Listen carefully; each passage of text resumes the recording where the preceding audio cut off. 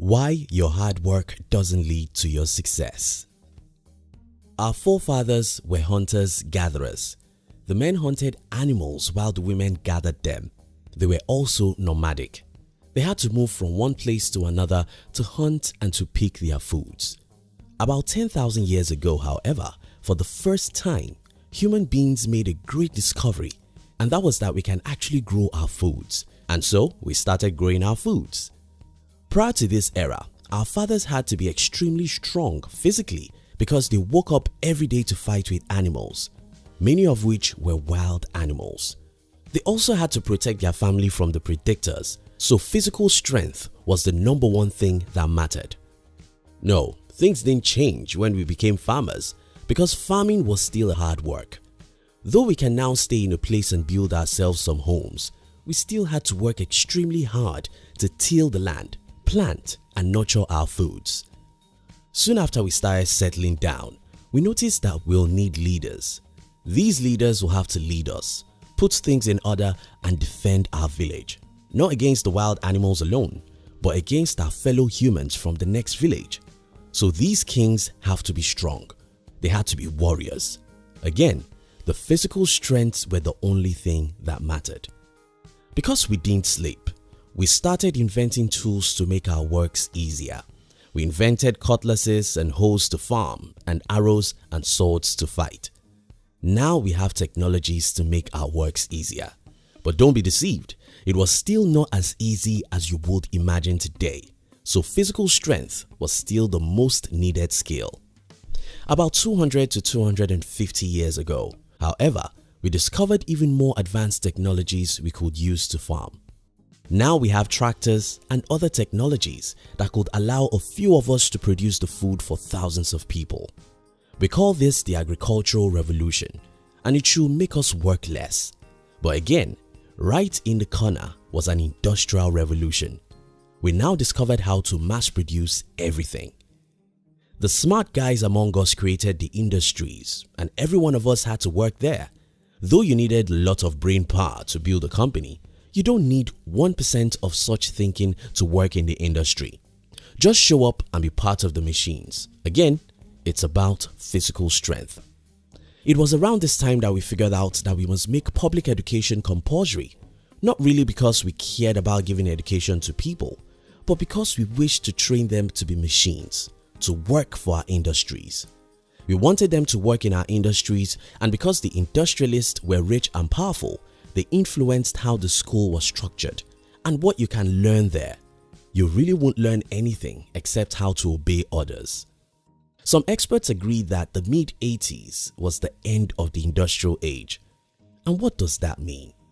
Well, that we are no longer in the agrarian age means that we no longer need your physical strength to farm. That we are no longer in industrial age means that we will no longer reward you for your ability to work 14 hours a day in physical labor.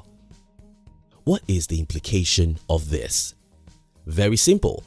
If in the 21st century your strengths were physical, we've got no market to reward you handsomely for it.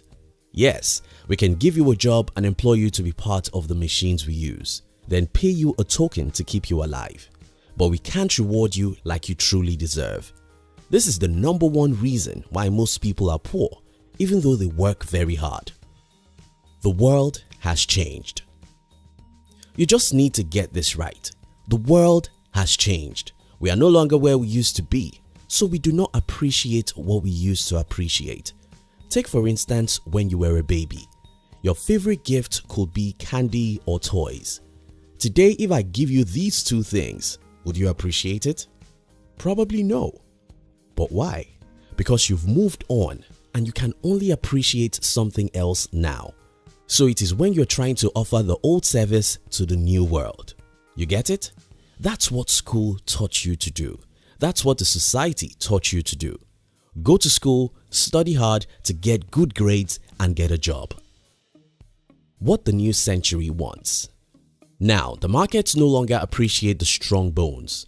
What the market is willing to pay for now is the strong brain. Stop being physically hardworking. Start being mentally hardworking. Here are some real-life examples. How much physical work do you think it took to build PayPal?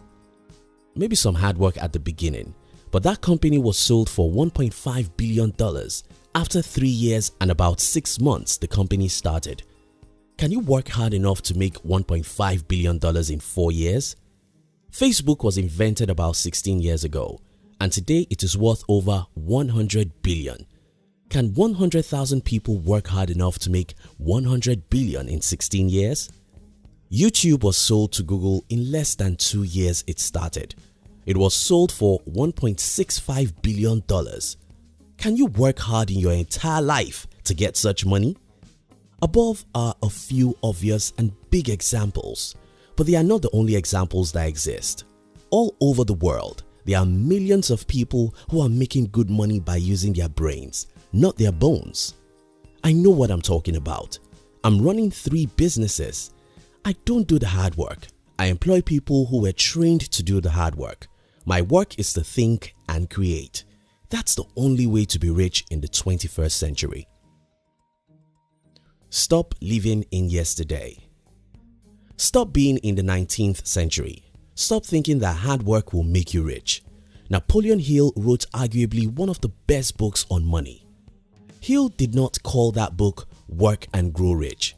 Even though he published the book in 1937, he called that book Think and Grow Rich. The key word here is think. Henry Ford built one of the biggest companies in his generation. When he wanted to give advice, he didn't say that hard work is the secret of success. Thinking is the hardest thing therein, and that's why most people don't do it. Thinking, that's the hardest work of the century. But as Ford said, most people don't do it. Some helpful tips.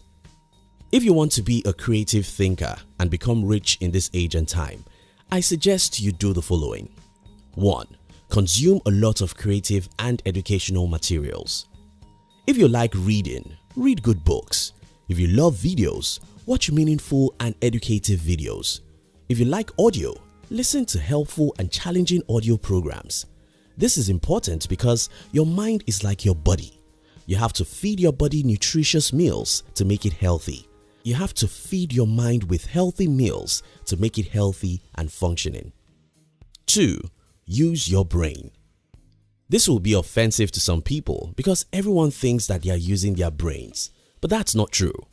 Think, ask questions, be curious, challenge that status quo, let your brain work, and it will work better each time. 3. Spend time with yourself. Ours is a very noisy world. We are busy with work, and even when we leave the office, the social media is waiting for us. Because of this, we don't have time to be with ourselves. Just as you can't know other people until you spend time with them, you can't know who you are if you don't spend time with yourself. 4. Hang around creative and positive thinkers. You are not you, you are your friends. If you hang around people who don't use their brains, you won't use yours. In the past, what determines whether you'll be rich or poor is how much of physical energy you have. Today, the game has changed. It's no longer about bones, it's now about brains. Thank you very much for watching our videos. We'd like to give you another interesting video for you to enjoy next. But before then, our team will be very happy if you can like this video and share it with your friends on social media. If you're new here, don't forget to subscribe so you won't miss other interesting videos like this. Look at your screen now to see 2 other videos we handpicked for you to enjoy next. We love you.